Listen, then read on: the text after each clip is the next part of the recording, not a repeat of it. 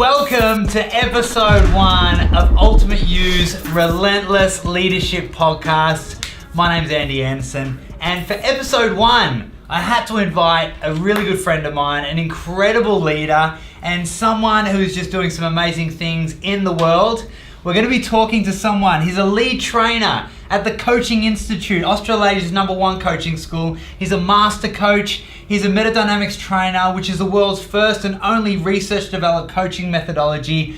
He is someone that is changing literally thousands of lives every single week. I'm honored to have our very special guest, Matt Lavars here. Welcome, my man. Thank you so much. How are you? I'm really good, thank you. It's an absolute pleasure to be here, and I think that this is going to be the beginning of something epic. Absolutely. Yeah. Now, I had to ask you to be number 1. I know a lot of awesome leaders. I know a lot of awesome business leaders, but you and me have worked closely for many years now, and I've just seen you go from strength to strength. And as a leader, I think it's super inspiring, and you get to teach people that every single day. The Coaching Institute is obviously close to my heart. I've learned so much from SP, Sharon Pearson, and yourself and everyone there, but I think what you guys do is incredible. Thank you. The message, the way you deliver it, the unrelenting standards, the relentless leadership that we see every single day, which is why I had to speak to you, and of course I've got to speak to SP on here as well, no doubt.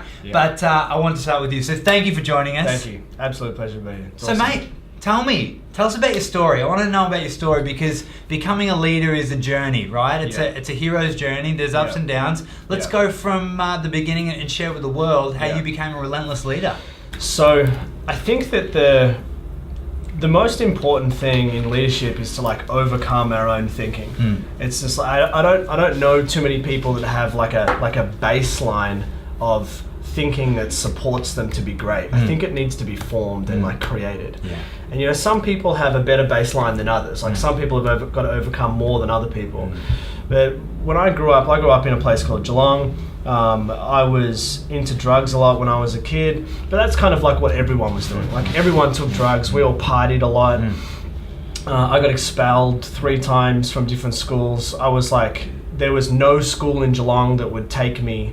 And I think my mom convinced the last school to change their rules so they could accept me back in. Go mom. Yeah, go mom. Thank you, mom. Thank you, mom. Thank you, mom. Love that.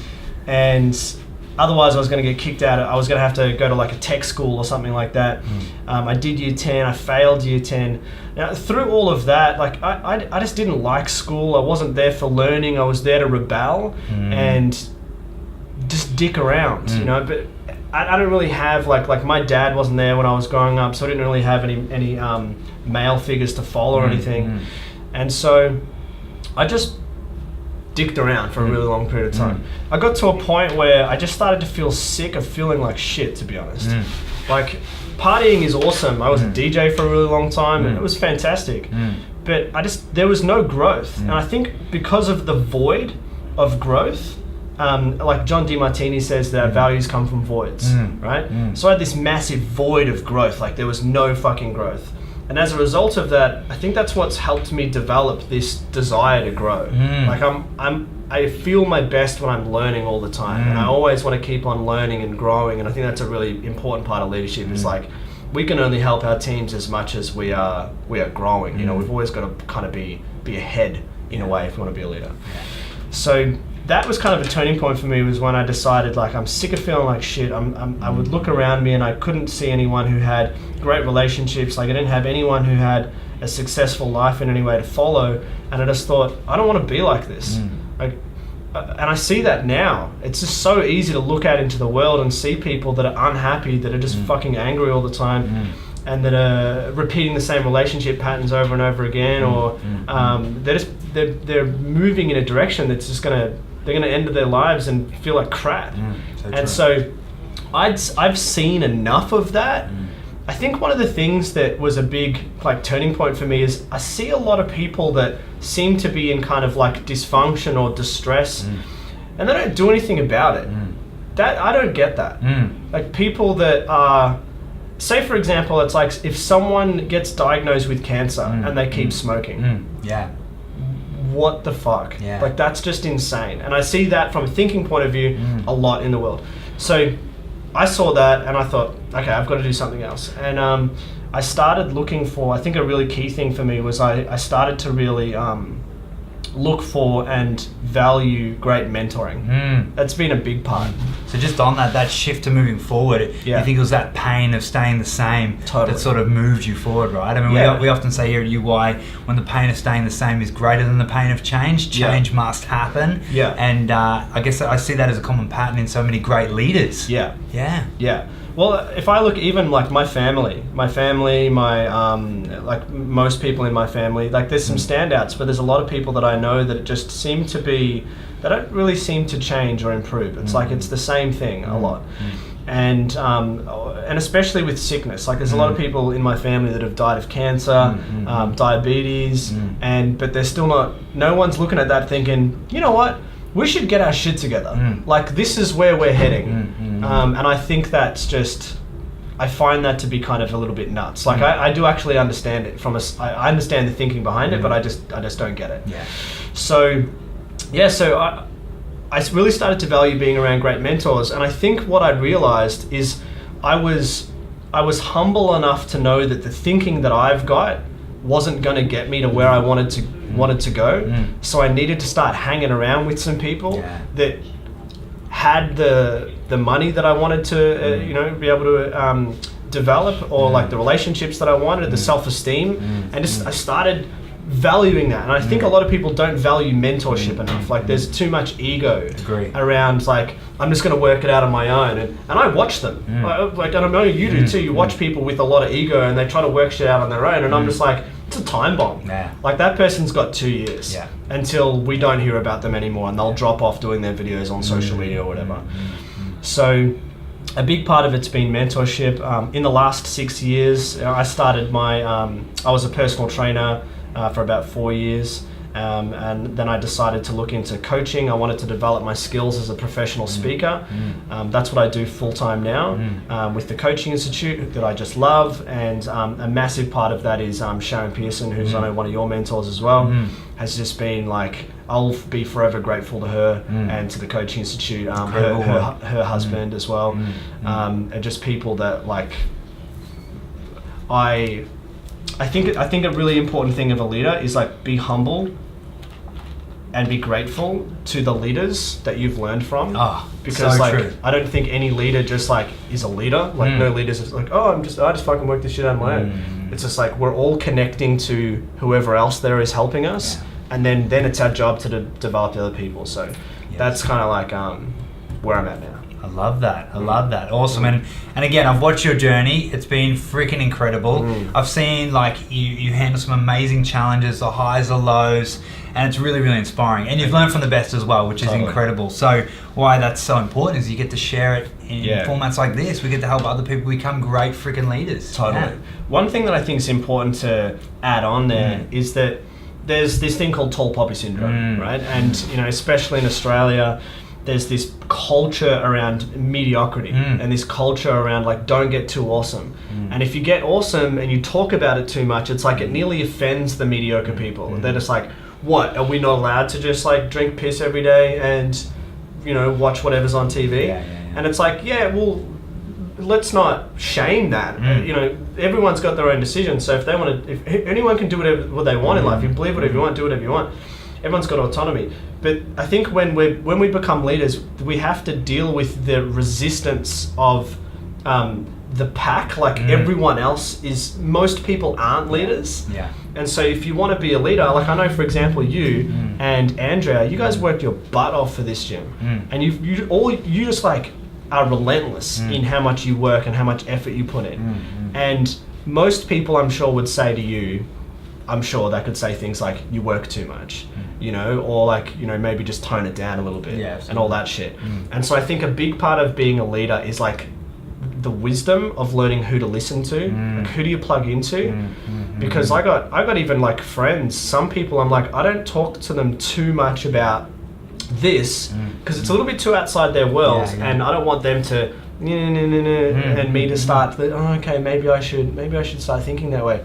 And it can fuck up our thinking real quick. I love that. Yeah, man, I sort of cut you off, but that's so freaking true. And I think one of the biggest barriers, and I'm going to use, instead of barrier, I'm going to call it a test, because what I love to see resistance and those challenges is a test from the universe or whoever, basically saying to the leader, prove yourself. If you can overcome this, the negativity, the whispers in the ear, then you on the other side of that will become a leader. And I find that not only, I mean, I definitely face that continuously, and I continue to in different phases and stages of my growth, but I see it a lot with team members. So we've got an incredible vision, and I know you face the same deal. And I think in any business and culture, you know, it takes a team to change the world. And a lot of people don't understand that it takes freaking sacrifice, time, hours, energy, effort.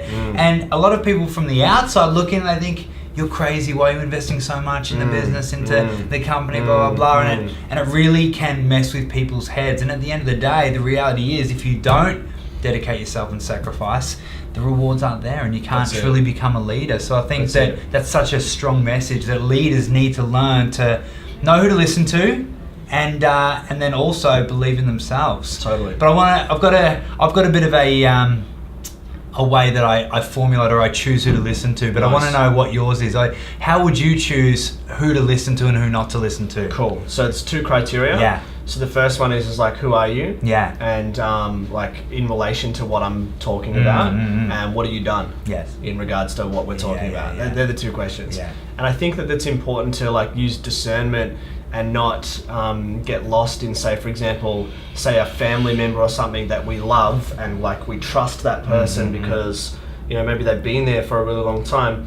But maybe when it comes to the thing that we're doing, like what you're doing, what I'm doing, unless you're in the industry, you shouldn't really have an opinion. And I think that's wisdom as well. It's like, unless you are really well versed on the subject, like for example, I wouldn't let you interview me on a cooking podcast. Yeah. You know, I'll be like, dude, you know, I'm not in.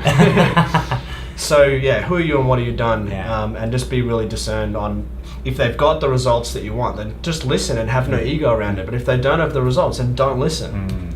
That's exactly my criteria as well. And it just makes sense, right? So for everyone listening, think about those questions. You know, you're not going to, and again, not being rude to anyone here when we say this, but you're not going to ask a poor person on the street how to become a billionaire or a millionaire, right? Exactly. You go to people that have the results. Results don't lie. So seek those people, be appreciative of other people's opinions, but always only listen to the people that have the results. And one of my rules, which I actually learned from SP in the early days, was just with the mentors that have the results, whatever your opinion is in the beginning, if you don't have the results, just fucking do it anyway. Totally. Just listen and take action and do it anyway, because you don't know better at that stage. That's it. And you just got to let go of your ego and move forward. And that served me in so many different ways. And that's probably one of the biggest reasons I am where I am today. Same. Yeah. 100%. Yeah, love that. So let me ask you a question. What is relentless leadership to you? How would you define it? So I would define that as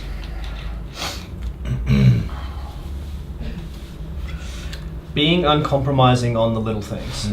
So one thing that I've learned from my mentors, and especially from Sharon, and being able to implement this in the Coaching Institute, because we have a really awesome culture, and it's easy to be uncompromising on a big thing. Like say, you know, we have a big event, and it's like, all right, so this event needs to run well, and you know, all the little steps, you know, the pre-event, the at the event, the post-event, like there's little things like the sign on the door, like it needs to look good and say the right thing, and just all the little details. I think it makes sense to do that on the big things. I think part of relentless leadership is like be uncompromising on all the little stuff, because if we don't have standards on the little things, it's like if you've seen like an avalanche, right, and like the top of the mountain, you nearly can't even just see the little bits of rocks falling. You can't even notice. But then eventually more rocks start to fall, and then eventually it's just like boom, this landslide. And that's what it's like with standards. It's like if someone rocks up 2 minutes late and you don't say something, then you've approved it. And that's massive. And so if another staff member, this is another small thing, so you've got a staff member and they notice someone else come in 2 minutes late, and they don't say something, and then you don't say something to them, because you think, no, well, I'll just let that slide. That's the beginning of the avalanche starting to fall. And then people just, this is the thing with teams. Everyone wants to do well. Like, I've surprised myself with that. Sometimes I think, I don't know, does that person even really want to do well? But I think everyone does want to do well. And if they don't, they'll opt out. They'll leave the business. And people like being held accountable. And if they don't get held accountable on the little things, then they'll just default to their low standards, because most people have like a low standard set point, but they can rise to a high standard. And like, I think I'm an example of that. Like, my first 3 jobs were washing dishes, and the guys were doing drugs in the kitchen. So I don't know what standards there were there, if any, like wash the dishes before you go home. And so, you know, now being in an environment where we call out everything as it happens, just the little things need to be called out, and as a result of that, all the big stuff lifts. The big standards lift. If we have everyone caring for and fighting for the little things, like I say, if like being on time shits me. Like, if be on time. Like, that's just such a simple thing. If someone comes in, I teach them, apologize to everyone in the team. If you're late, you're late. It happens from time to time, but apologize, because you've let everyone down. You can't just come in and be in a fluster and make it about you. And it's like, the attitude's just not okay. Correct.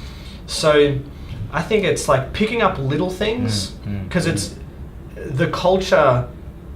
If we have an environment of, say, trust and support and feedback and championing each other and high results, all of that sits on a foundation of like little rules in a way of like what's okay, what's not okay, what's acceptable, what's not acceptable, and you want people that want those rules and will fight for them yourself. Absolutely. And it's so important. I think one of the core things to remember is that when you're building a culture, if you're coming into a team and you don't like the rules and the culture, just leave, right? That's it, just go. And if you do, then absolutely embrace it and stick to it. And I think that one of the most important things as business leaders and relentless leaders and managers and anyone in a company is to just really define those small things, right? So it's very clear, transparent, and everyone can get on board in the right way. But 100%. I agree, 100%. That's something you guys do so freaking well. And one of the things that I just love being around SP, because no matter what, you feel it, you see it, unrelenting, just relentless on those minor things, and it's super inspiring. And then I see how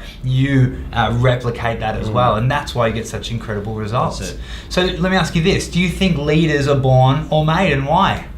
I think that there are definitely behavioural attributes that are going to favour someone being a leader. So, for example, there's a behavioural attribute that means that someone wants to win. They've got a desire to win. They've got a desire to be competitive. They've got a desire to kind of get on with it instead of fluffing around. That attribute's definitely going to help. I think if someone has that as a home base, because not everyone has that as a home base. If you've got it as a home base, you're most likely going to be more you're going to favour some kind of leadership role, but it doesn't mean you're going to be a leader. The other side of the story, though, is that everything can be developed. So, you know, nothing's set in stone. So just because something is more of a home base, like my home base had always been more comedy and being like the joker, and that's how I got through school. It's just like I was funny, and you know, and I utilise it now, but it's not my purpose anymore. You know, it's like it's now just a tool. So every behavioral attribute can be grown and can be cultivated. You've just got to model it.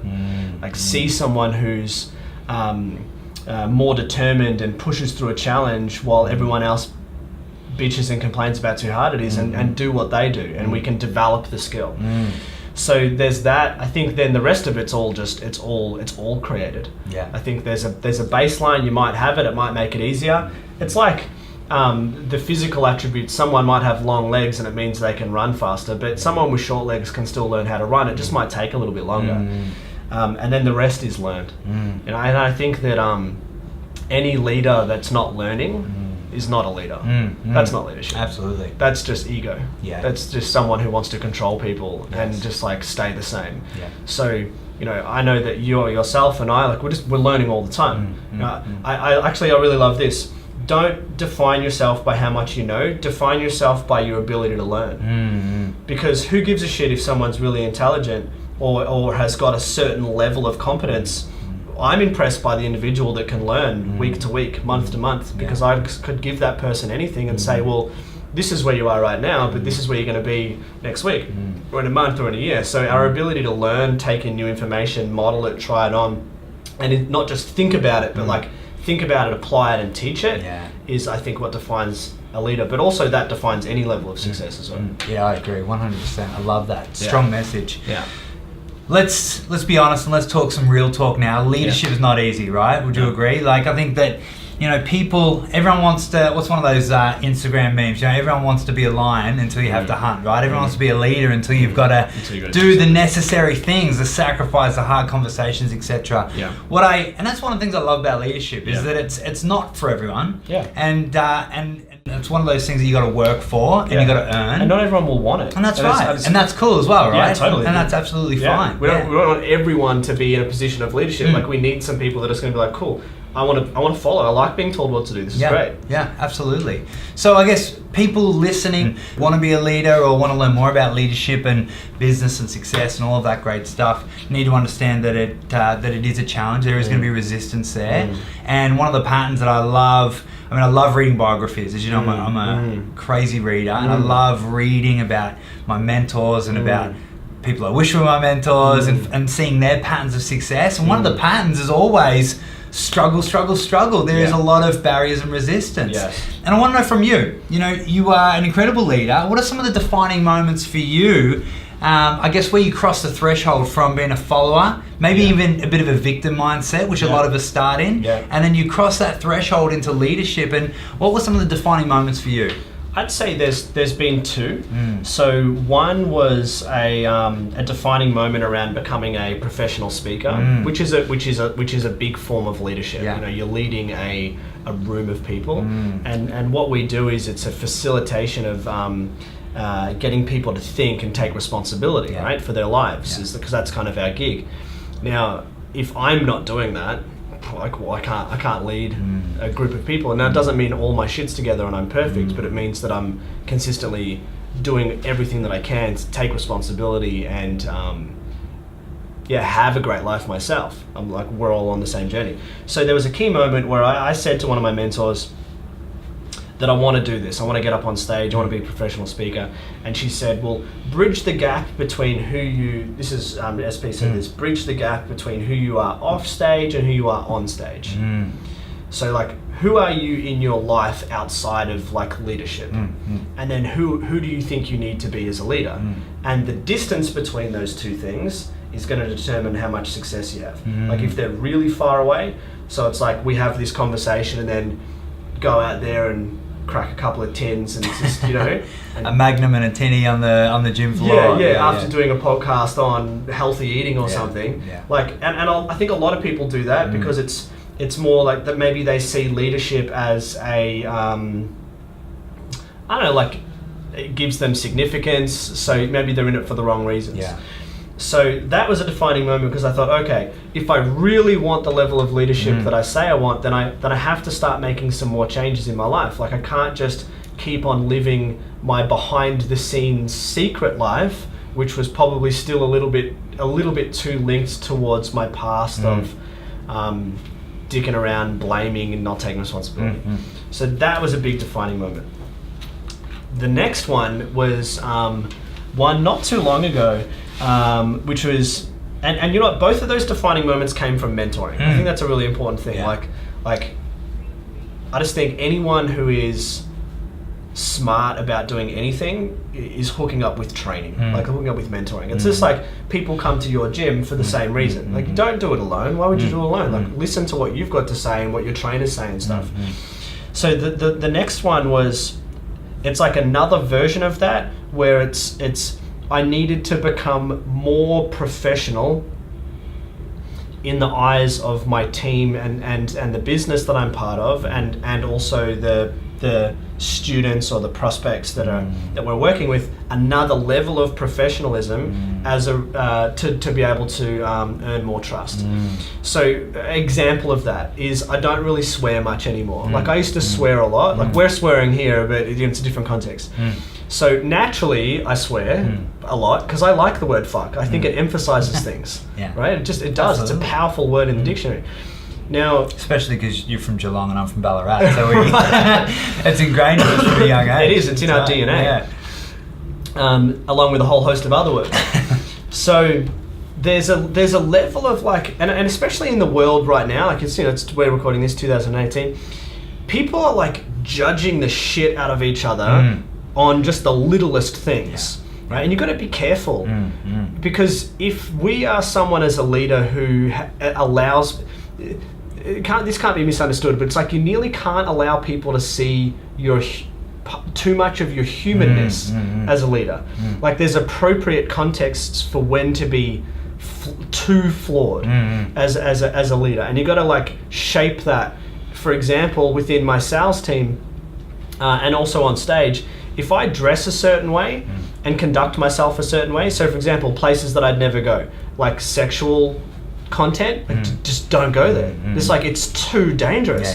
People are going to misunderstand you. You can't talk about it, right? Swearing's another one. It's like if you go there, and everything's context dependent. Like I'm just talking about my world because there's other worlds where swearing is totally, your team's going to be there.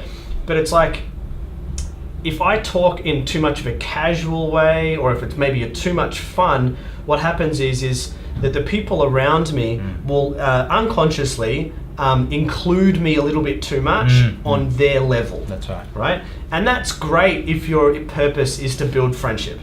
But as a leader, like there is a hierarchy that's quite important to leadership. It's like, have you seen the movie Fury? Yes. Yeah. So with what's his name? Pitt? With Brad Pitt. So there's a great scene in that movie where that's a I don't know, just crazy American, themed war movie. But there's this scene where like they're just fighting like relentlessly over and over again, and it's just intense, and it's just like war after war after war. And he has his shit together the entire time, and he's their leader. And it's like he doesn't show them that he's scared, but he is scared. And there's this moment where he takes a break and he goes behind one of the tanks and he throws up. Because I think they've just had to make a decision to go back into war or something. And I think that's a really cool moment where it's like, he's human and so is everyone. But if he lets his team see that, they'll freak out. So whilst there's this other conversation where it's like, be vulnerable, be open, show your emotions, like yes, do that, and do that in personal world. But like we have conversations as leaders where we would chat about things that we wouldn't chat with our teams about. That's right. And I think that was a really big kind of turning point for me when I decided, I'm like, okay, who is included with me in that circle? And how do I then need to be around my team? Because it's not relaxed and it's not just be yourself. There's like a level of professionalism and leadership that's required. And if we act that way, which is that part of us, then we will earn respect from other people. And that respect's really important because then like when we say, all right, I need you to go do this, they'll do it. That's right. Instead of maybe at being a little bit, I don't know, that's like, they'll do it unconsciously. They'll just kind of be like, nah, I'm wiping that person out because if I don't believe in myself and I think maybe he doesn't believe in himself, then I can't trust that person. So yeah, I love that, and so true. I think with leaders and leadership, I mean, I love those points. Every leader needs to understand that it's okay to be freaking scared. You're going to feel the pressure. That's it. You're going to feel a lot of pain, and it can be very lonely as a leader. Totally. And people don't understand that, but I think at the same time, as leaders, we don't have the luxury of then going and bitching and just having a regular conversation in front of other people, because it absolutely tears away from the mission and vision. Remember, one of our core codes of honor here is mission before self. And mission always goes before self. And what that means is, at times you may want to just say, fuck, fuck that, fuck this thing, Yeah. fuck that person, I hate them, whatever. Yeah. But you don't have a luxury as a leader. You have to stand strong. You've got to go and spew behind the tank then get back in the game. So I love that metaphor. Yeah. And I think that's a real moments where you're like, man, I've got to have some difficult conversations. As a leader, one of the things that I loved learning the most was just how to embrace that. And I think it's so important because those difficult conversations, to me, I believe, are the things that shift you personally, professionally, and your business the fastest in huge ways. So, I want to know from you, how important do you think they are and why? Well, they're so important that they are a requirement. You can't not have difficult conversations, because if you're not having difficult conversations, you will create a culture of not saying what needs to be said. Correct. And as a result of that, people will get away with things. And then I think this is why we have HR in most companies. So HR becomes kind of like looking after. It's like babysitting. Like it's crazy the stories that I hear of like people like suing the business and shit and it's just like that person how long is that person not being taken responsibility for? Like it's just insane. And I think the reason why they don't take responsibility is because no one's holding them accountable. Like there's these cultures where no one's held accountable for little things. It's crazy. So a successful business, but also like all these dynamics go across everything. So a successful family, if someone does something that's going to harm themselves or that's just not okay from a boundary point of view or a respect point of view, like there's a conversation that needs to be had there. And if it's not had, then it's approved. So it is like so important that if you don't have it, the culture is going to be ruined. I'd say that a key thing around like how to do that is you have to learn that these challenging conversations are not about you. Like they're not personal. Like nothing's personal. I think that's a really good foundation for it. Is that everything is for the mission. It's for the business. It's for the goal. It's for the success. And so that was a key point for me as well, because I've been someone who I've always avoided challenging conversations. We did like a leadership test. So this was in my first year of official leadership within the Coaching Institute. I was pretty young, and they did a test on each other. And the test is like we would fill out, like, say for example, we would score each other. How do you think this person's ability is to be able to say what needs to be said? 0 to 5, 5 being the highest, 0 being the lowest. Every single other person in the leadership team, well, I think it was a team of 5, scored me a 0. So I got a 0. So people essentially said, I don't trust Matt Lavars because he doesn't say what needs to be said. Right? So now, but what I was doing was I was being lovely and I was being nice and I was like friends with everyone and I thought everyone was amazing and I'm like, oh my God, you're amazing. And I had like rose-colored glasses and I just didn't want to see faults in people. So that was a turning point for me, because it was like, well, if I continue to do that, then the business is going to fail and I can't lead. I have to go back to being a follower. So there's like this defining moment in leadership where we have to understand that challenging conversations must happen for the business, for the mission. And I think the more that we do them, like I don't think I ever truly enjoy them, but I know that it's no longer about me. Like it's about the business. And if I don't do this, then why am I here? Yeah, so true. And I think that's one of the biggest lessons in leadership, isn't it? Moving from leadership, like likership to leadership, that's where it. People are so driven to be liked and they don't want to be rejected. They don't want to be looked down on, etc. But a leader has to stand strong on their own. They've got to be willing to face the conflict. You got it. And that's a lesson that I love to teach my team, but I more than anything, I love to watch it happen. Yeah. So I've seen some of my core team and amazing, and as you know, I've got an amazing team, incredible people. They're watching their leadership evolve over 6 months, a year, 2 years, 3 years, 4 years, some of them. And one of the core things that I'm most proud of is watching it go from the likership mentality to the leadership mentality, because I know that's the difference that makes a difference. Yeah. It's powerful. 100%. Yeah. So let's talk a little bit about the fucked up moments in leadership, all right? Because there's plenty, let's face it. And I think if you could sit back and you could look at your life of leadership, and you probably could foresee all of the tragic moments of leadership, you may not even want to go for the job, right? You may not even say, maybe I don't want to be a leader. But it is part of the game. Yeah. And I actually love that these days. I love embracing that. Yeah. And one of the things I actually do, because I've faced some really, really tough moments in leadership on all different aspects and levels. And again, I always see it as a moment to prove myself, which is a driver for me. Yeah. One of the other things that I really leverage is learning from other people's hard times. Yes. And whenever I meet a really inspiring person, I've got some amazing mentors. Yeah. Just on that, back to the hard conversations thing. Yeah. You know, as a leader of a company, obviously I answer to myself, but one of the reasons why I have a mentor like SP and some of my other incredible leaders in different industries is that I want them to grill the shit out of me. So I want you to understand, listening, that the mentors are meant to freaking have the hard conversation with you. They're meant to grill you. And just FYI, if you want someone to absolutely grill you, SP's the one to do it. she will scare the shit out of you in a good way. But again, those moments are so important because they will drive you to the next level, right? Yeah.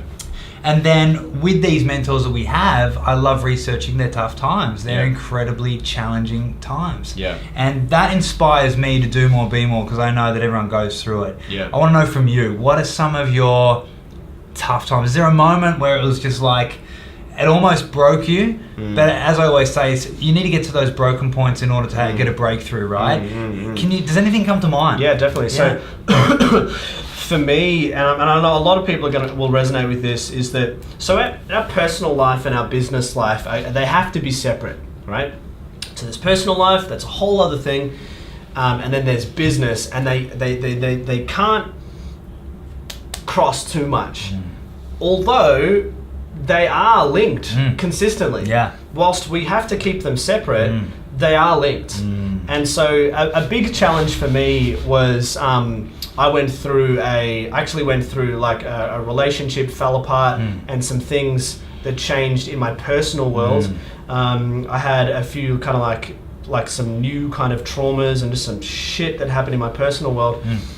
And the challenge was I didn't know how to manage that well enough, and I started to let it to affect business, and I started to let it to affect life, and I started to let it to affect sales and everything. Yeah. And that was probably the biggest challenge. And what I found really hard, and it kind of goes back to what I was talking about last time, is like, and I've learned a massive lesson from this, is when we're going through tough times personally, like really be careful who you share that with. Yeah. Because everyone's got their own opinion on what you should do, and I listened to some people that love me, I'm sure, and just said some dumb shit that around how I should solve it. Yeah. And I entertained those ideas for a really long time. Yeah. So I allowed that. I sabotaged myself. You know, and I think as leaders, business owners, like, who's the problem? Us, all the time. Like, it's always us. That can be pretty hard to accept sometimes. So important to know. So important to know. Completely. So in that time, I started to go through some real big personal shifts for me. As a result of that, you know, I am much more of a centered, calm, and confident leader and person now as a result of like having to dig myself out of that shit. But in those times, I started to not lead myself. I started to blame things, and then it's like I think I find. It's like you get stuck in a bit of a hole if you allow yourself to fall in there, and it's like I just started to think dumb shit and was blaming and going around in circles over and over again, and starting to, you know, think things like it's too hard. I started to think those thoughts, and then I started to entertain them, like, you know what, maybe I need more time off. You know, maybe I should listen to the people that are saying things like, why don't you just travel for the next 6 months? Yeah. I remember like one person I said, I'm finding it really hard right now at you know, in business, and I'd always say, but I love it. Like, I love it. Like, I'm here for a really good reason, but I'm finding it really hard. I remember one person was just like, just quit. Yeah. Just leave. What? if it's too hard, just leave. Yeah. And I'm thinking, that is such shit advice. Yeah. It is the shittest advice. Just give up. Yeah, just give up on everything. Yeah, exactly. Like, imagine, like, I watched an interview between Kobe Bryant and Kendrick Lamar. I think it was a really cool interview. We've talked about it. Right. And so Kobe Bryant is being interviewed on his success as a basketball player, and he was saying, like, there was this moment where he lost the game, and out the back, he was just like real shitty. He's just like, this is fucked. Like, you know, I lost the game. And someone else said, dude, it's just a game. And he snapped back and he's like, it's not a game. It's not a game. Like, this is my life. This is my world. And then he reflected on that and he's like, maybe that's why I'm separate from a lot of people, is because a lot of people just think it's just this or it's just that. And I think that kind of links their commitment to it. And then if you want to be really great, and not everyone has to be really great, right? But if you want to be really great at something, you can't think like the masses think about going through shit. So that was a pretty big lesson for me, and unfortunately I think it took me a little bit too long. So I reckon I was in that stink for about 5-6 months, which is too long for anything to last for. So what I learned from that is we always have to lean in and take responsibility. It's like, no matter what happens outside, it's not an excuse. It can't be an excuse. And our threshold around being able to deal with life challenges, you know, like, because they're all coming, right? Like, I know you've had some massive ones. Like, when we have a challenge, we still have to show up and be epic. And so that's probably been one of the hardest moments for me, is like doing that. And I hope, as a result of those learnings, like my next one, I handle it much smarter, much more mature, and in a professional way, where I don't let people down again. Because I think, you know, once we become, if we can't self-manage ourselves, other people have to fucking self-manage for us. Yeah, absolutely. You know, and absolutely. that's not okay in a leadership position. And I know you absolutely will. You're an incredible leader. Thanks. So what I love about what you just said, it's a sad truth that so many people are just so willing to give up. They're so willing to give up a good thing, or just to be short-sighted rather than long-sighted, and to just throw it all away. And I think that's such a shame. And I really think that you need to look at those qualities and ask, what would a winner do, right? A winner doesn't give up. A winner fights through. A winner finds a way no matter what. Solutions focused every damn day. And they show up and they be awesome even when they don't feel like it. That's right. And I love that you chose that fucking option. Well, and also, I think we have to appreciate, like, how long does it take to create the success that you want? Damn straight. It's just like, how long till an overnight success? Like, it's 10 years minimum. You know, how long have you been in this business for now? Is it 8? So, no, well, I've been in the game for like 15 years, but Ultimate You for 6. Ultimate You for 6. So I've been like a coach for about 6 years as well. And like, I know that you would be thinking the same as this. I'm warming up. Damn straight. Yeah, like, I'm 100%. warming up, and every year I'm just getting better and better because I don't quit, I don't give up, and I'm excited about, like, so some of my mentors have been doing this for like 15 years, and I'm like, shit, that's awesome. Where the level of competency that they've reached. It's not through osmosis. It's not like you just hang around for longer and you get better. It's like 15 years of consistent application and study and pushing through and never giving up and building on our mindset and creating better relationships. Like, the 15 years or the 20 years or the 30 years is happening anyway. You know, and I think most people don't think about that. They're just like, oh, I'll get to the ideas and the dreams, and I love what have you heard Les Brown does this really cool thing where he says, it's like, most people die and they go to heaven, and they get to heaven, and when they arrive there, all of their talents and their ideas and their unfulfilled dreams are standing there around them, and they're standing there, and then they say, why didn't you bring us to life? Like, you could have been this, but you chose not to bring us to life. That's epic. Every time I think about that, I'm just like, shit. It scares the shit out of me. It scares the shit out of me. I'm just like, I need to go read another book. I love that. And do more cool stuff, right? And lean in more. That was I remember one of the defining thoughts for me was when I was taking a risk to raise capital for Ultimate You and really go big. And I thought, fuck, am I going to wake up at 60 and just regret not having a go? Like, am I going to be the person that always says I'm going to do something cool but never actually does it? Or am I going to be the person that just takes a freaking risk and learns as they go? And again, for me, that decision was absolutely huge. So hopefully when we get to heaven, did that. Absolutely.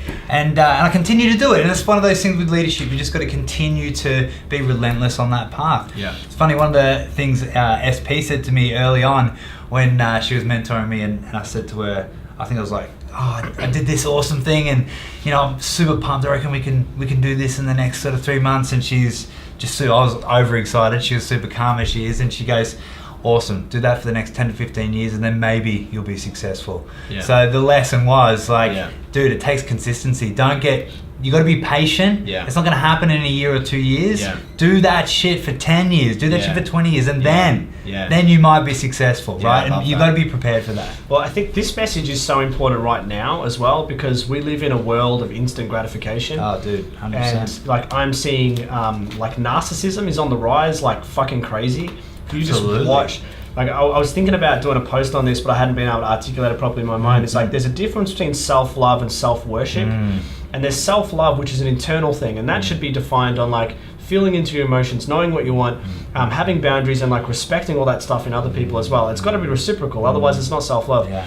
And there's a lot of people that I think are confusing that for self-worship, and there's this idea around like fame and like who's that guy? He's actually a billionaire though. That Giovanni Vici, or it's like he's the old guy. He's got like grey hair, and he's like The fashion designer? yeah, he's like dancing. Oh, yeah, okay. He's an Instagram star, Yes. and now he's got his own music and stuff. Right, yeah. Anyway, the idea of this like just get famous, and it, like also it works for some people as well. Like some people are really smart about it, and they build businesses off that, but they get smart. Do you know what I mean? Like they're doing what we're doing. Yeah.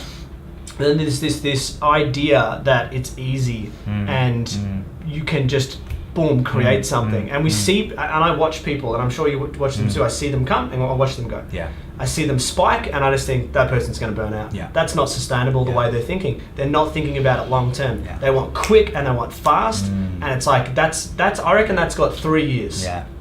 Max, if they're really good at it. So yeah, the long term game it's wisdom. Yeah, you got to have patience, but I often say you've got to have a patient sense of urgency. So you've still got to be urgent in your action and taking action, but you've got to be patient as well. Yeah. Because it's a long-term business, and leadership is a long-term game. It's Yeah. not going to happen in 6 months, 12 Yeah. months. So Yeah. get over that thought quickly. Yeah. Now, what I love about you're a business leader.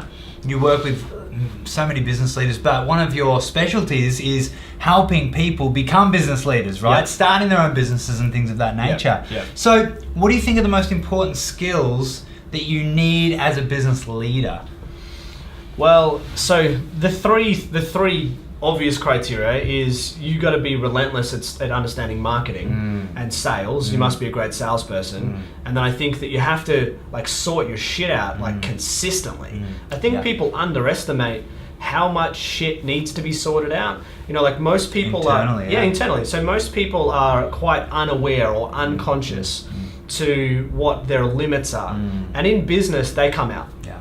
And I think we see this in what the statistic around how many businesses are in business after 10 years is like 90, so 10% or something like Less, that. You know, less than that, that's crazy. And I think that's because of people that are unaware and they're somewhat arrogant and they think it's just as simple as like, I'm just going to put up a shop and I'm going to put up a sign, and then it's just like I had a mentoring call with someone the other day, and I said, I was teaching them about social media strategy. And I'm like, so we're going to get you on social media because right now, why the hell not? Like you can do content marketing for free, and then you can warm up to some paid content marketing. And the world is like Instagram, Facebook, and Twitter, and everyone's on there. So most people's market's on there. And the person said, oh, Facebook doesn't work for me, blah, blah, blah. And I said, well, you're incorrect. That's wrong. And from a mentoring point of view, you have to be really direct, right? So I'm like, well, that's incorrect. So your ideas around it are your personal ideas. Let me tell you exactly what works.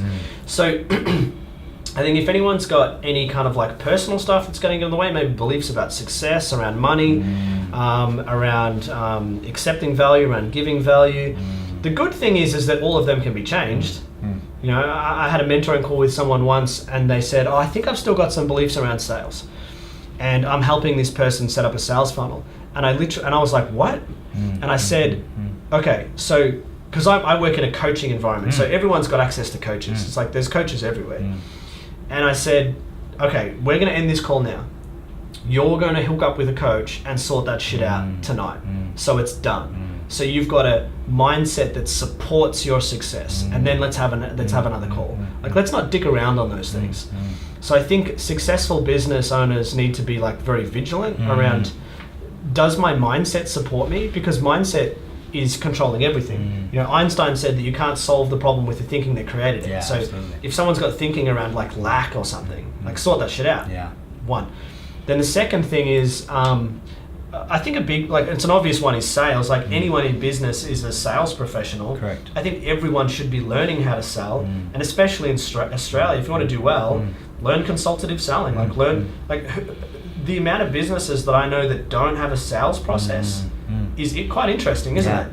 Like they actually don't have a sales structure. They do product education, but no one knows how to sell. That's just weird. And then marketing. I think a lot of people want to outsource their marketing, you know, but it's like your franchise model's epic, right? So people, you do the marketing, but you had to learn how to do the marketing. Correct. Yeah. Do you know what I mean? Like you're the guy who's been studying and understanding and getting mentoring on branding and on copywriting and on and on setting up a funnel and like on like lead magnets and like you're in there doing that stuff. I think a lot of people want to outsource that because they're lazy and they think they can outsource it. You can't outsource it. No one understands the UI brands better than you and Andrea. You can't outsource that. Yeah. It's impossible. And imagine if you did though, someone would fuck it up. Absolutely. They would completely ruin it.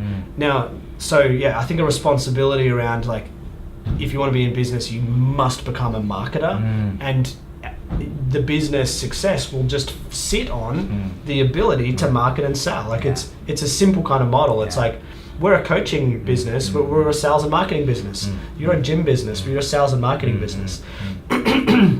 This happens to be that what you sell is personal change, and what we sell is people discovering, well, a similar thing in a way, but through coaching. Absolutely, yeah. And I think one of the biggest barriers people need to get over is that don't be afraid to be proud of your message. You know, sales and marketing is just about getting your message to the world. That's what it is. Our mission is so freaking important here, and our vision is to create extraordinary self-leaders that will change the world. Yeah. So if we don't get it out there, Yeah. how are we going to help anyone? And that's what you've really got to get over. Initially, it's not about you. Yeah. It's about them. Yeah. It's about helping people. Yeah. And if you don't get over that, you're going to fail very quickly. Yeah.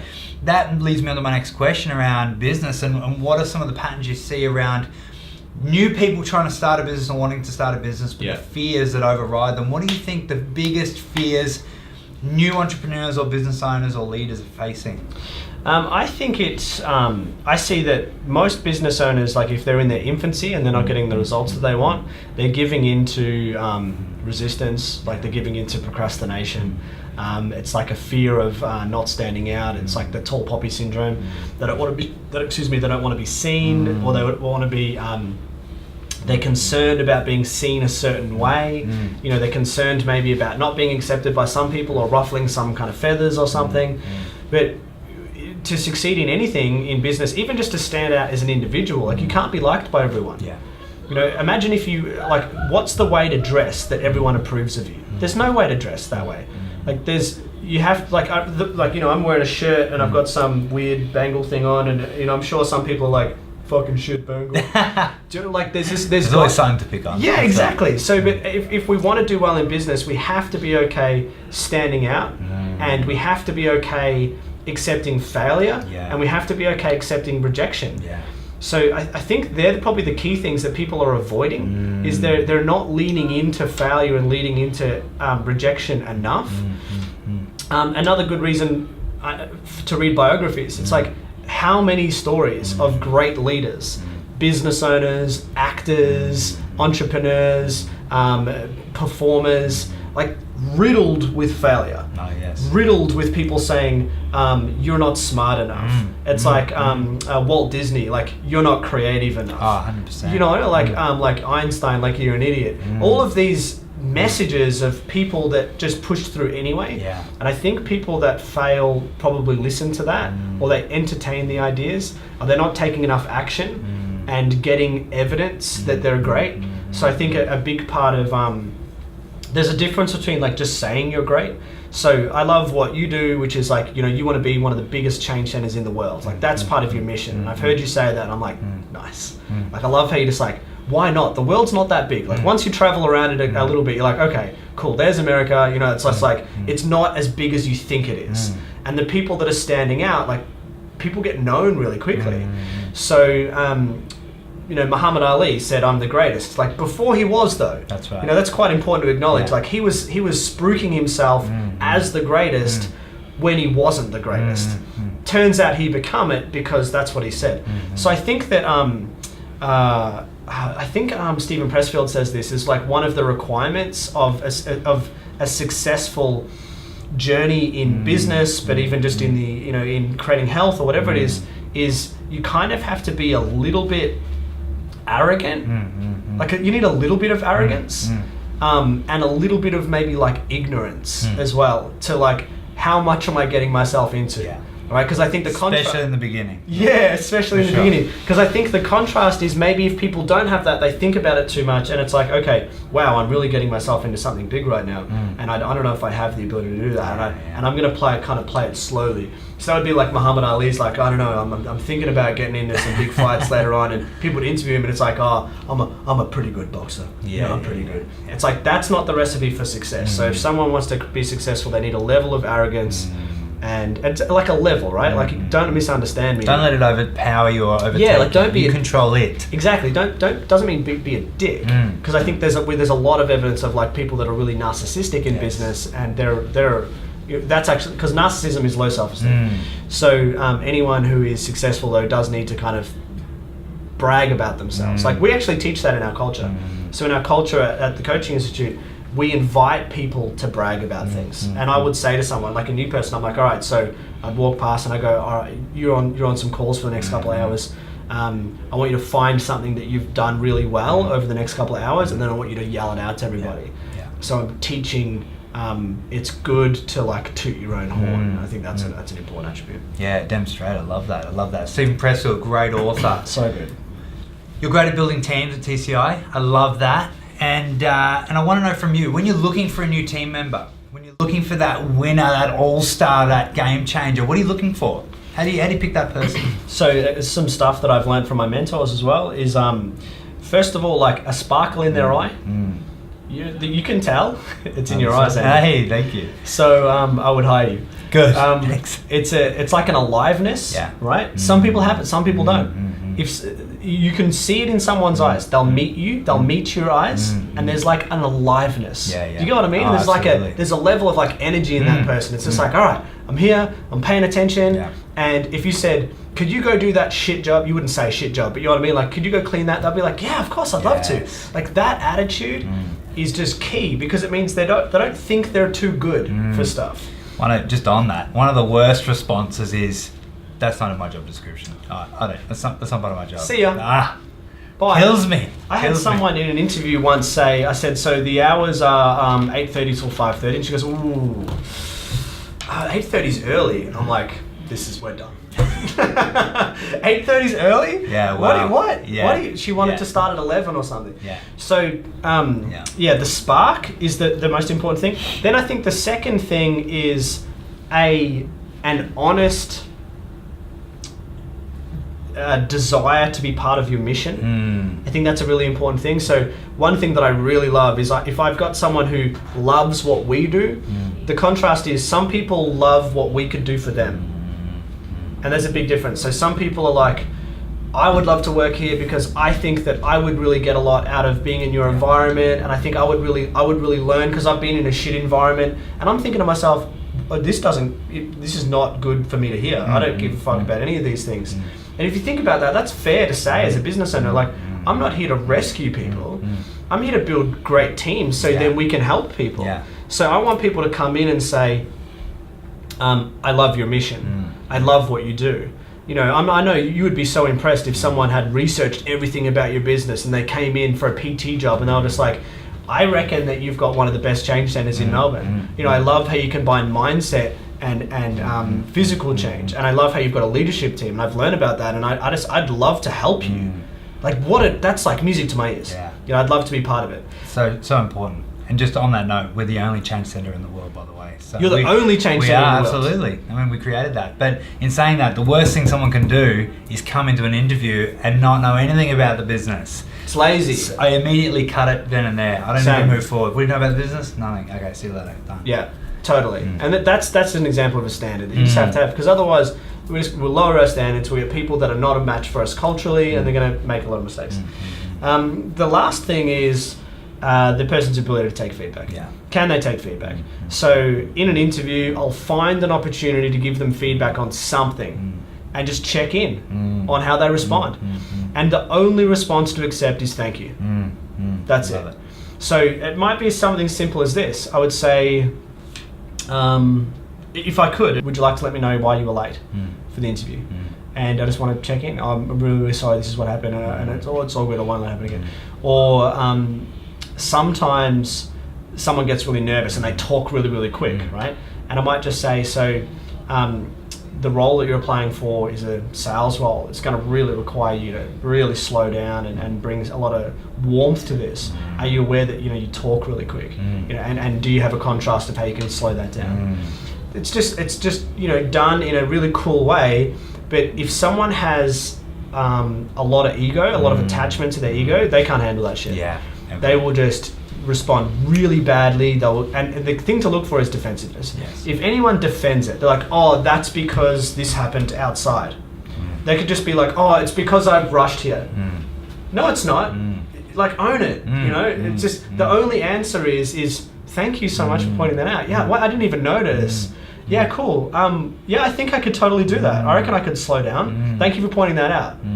Feedback is a gift. So, yeah, their response to feedback is paramount. Yeah, I love that. Because it means you can teach them. I love that. So sparkle in the eye. Yeah. Feedback. Yeah. What was the third one? So it was sparkle in the eye, be into the mission. Yeah, into the mission and feedback. Love that. Perfect formula. Let me ask you, is there any awesome books out there our listeners should just get on? Just one. There's so many. And we often talk about books because we're book freaks and we love to learn and grow the hunger and passion, one of UY's core values. Yeah.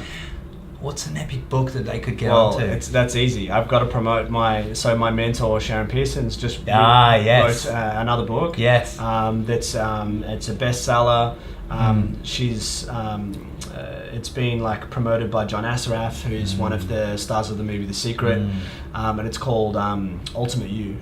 So this is a book. Yeah.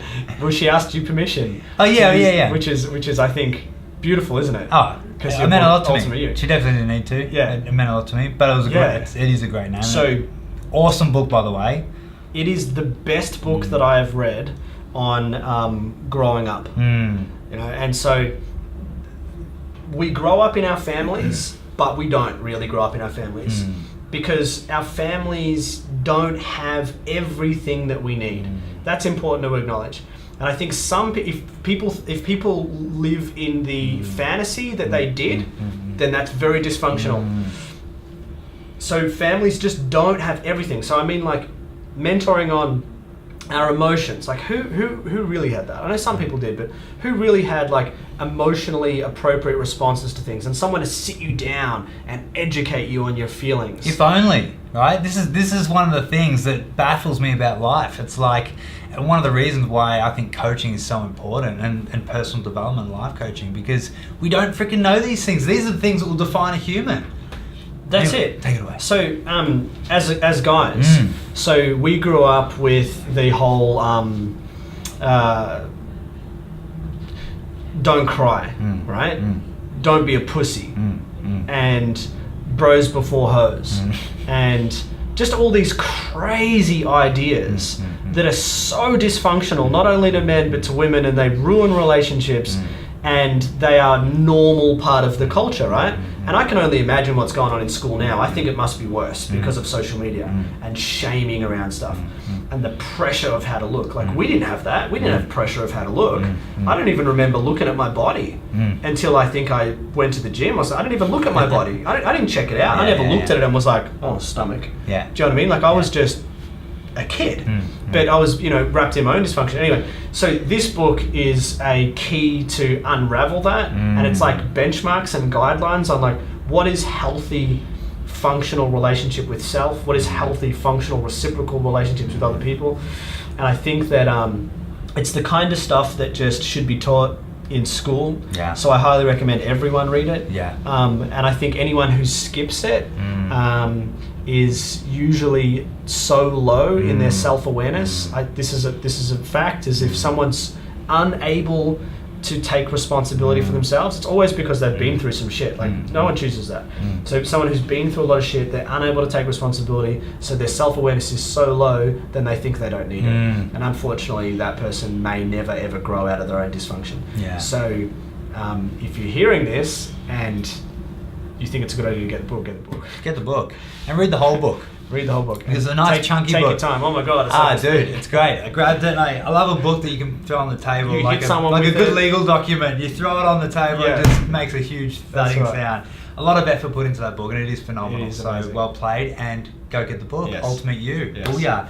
All right, my man. You are a relentless leader. Part of leadership, it's about thinking quick. Yes. Thinking on your feet, right? I'm nervous. You should be. You should be freaking nervous.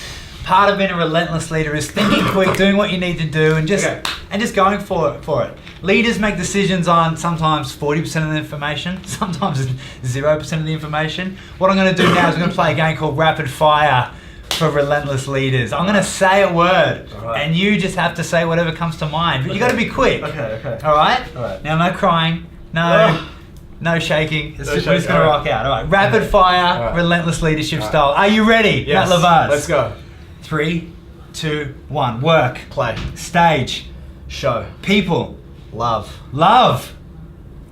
Oh, love. Oh, compassion. Leadership. Saying what needs to be said. Strength. Developed. Disney. Creation. Coffee. Fuck it. Car. Earn it. Beach. Enjoy it. Health. Cherish it. Steve Jobs. Fucking legend. Elon Musk. Narcissistic. Sharon Pearson. One of my favorite people ever. The Coaching Institute. Best fucking place you can go to. Ultimate- I'm ruining it. It's not one word. Ultimate You. Ultimate You. Sign up. Teamwork. Required. Epic. Life. Legacy. It's happening. Matt Lavars. I'm here. You are a legend. Matty Lavars, before we wrap this up, what is one message that you need to tell all the relentless leaders out there? Just something you want to give them to take away for the day, the week, the year. Yeah. What would you tell them? So, give yourself the gift of commitment. Discipline gives us freedom. And some people have a goal around freedom, and maybe they even get into business because they want freedom, but they're not okay being disciplined. Freedom's later. There's this real message right now of just like, be in flow. I am so against that. That is bullshit. There have moments of flow. Yeah. Moments of flow. Like this is flow. This is awesome. But before this, there's struggle and it's hard and you've got to push through it. The great metaphor for it is just like working out. You don't work out in flow. You squat and you yell, right? Because it's hard. So give yourself the gift of commitment. Commit for the next 10 years to whatever it is that you're doing and write it down and keep that promise that you made to yourself. Freedom is a goal, not a value. A value is discipline. And I think that is a big thing that a lot of people need more of is just like, find a way. You know, we're so much more capable than we think we are. And it's why I love like Elon Musk is like, I think he's a bit insane and narcissistic, but also at the same time, he is an entrepreneur building rockets that land. Like, fuck yeah. He's taking us to Mars, baby. Boom. He's just decided to do it, right? He's just a guy. Like, we can be anything that we want to be. And I think that it's 2018, we've got the internet, and I don't even know what's going to happen next, but there's just so much potential. Shape your life the way you want it. And like, don't listen to people that don't let people that are not living their dreams talk you out of their dreams. Like, fuck that. If someone's not living their dream, put them in another bucket. Like, cool, I'm going to be friends with that person, but I'm not listening to them about anything goal related. Plug into shit like this on a regular basis. I love that. Guys, live your dream, live with passion, step up into relentless leadership. Matty Lavars, thank you for joining us on episode 1, my man. You're an inspiration. Keep on doing the do. Thank you so much. We'll see you on the next episode of Relentless Leadership.